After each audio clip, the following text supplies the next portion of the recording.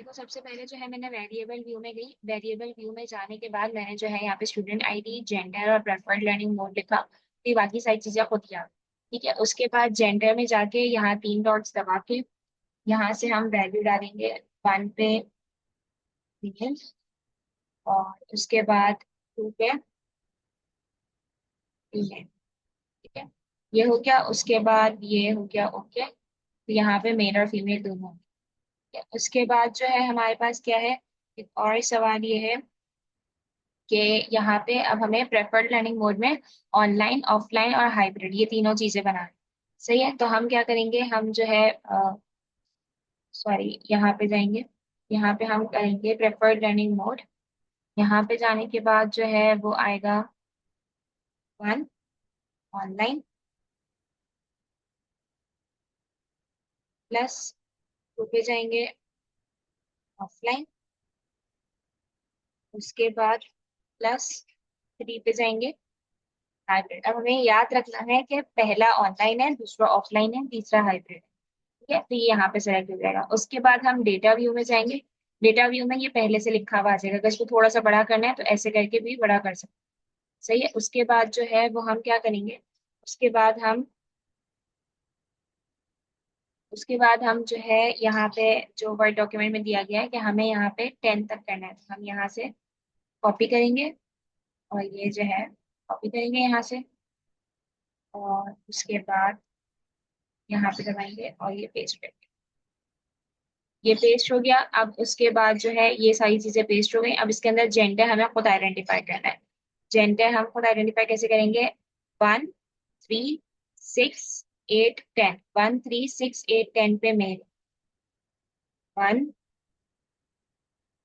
3 6 8 6 8 10 इस पे मेल आ गया, और बाकी सब पे क्या बचा मेरे पास फीमेल।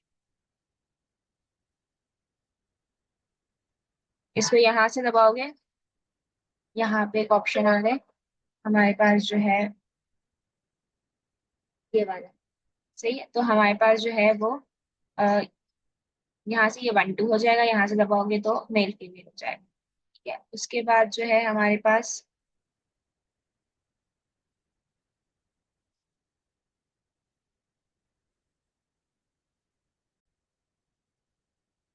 अब ये हमने कर लिया। उसके बाद प्रेफर्ड लर्निंग मोड में हमारे पास जो है हमने पहला ऑनलाइन रखा था, तो 1 4 7 8, 1 4 7 और 8, 1 4 7 8 हम यहाँ पे लिखेंगे, 1 4 7 और 8। सही है, अब यूं कर लो तो ताकि क्लियर भी हो जाए कि ऑनलाइन ही हमने लिखा है। सही है, उसके बाद हमारा दूसरा क्या है, ऑफलाइन है। तो 2 5 6 2 5 6 10, 2 5 6 10, 2 5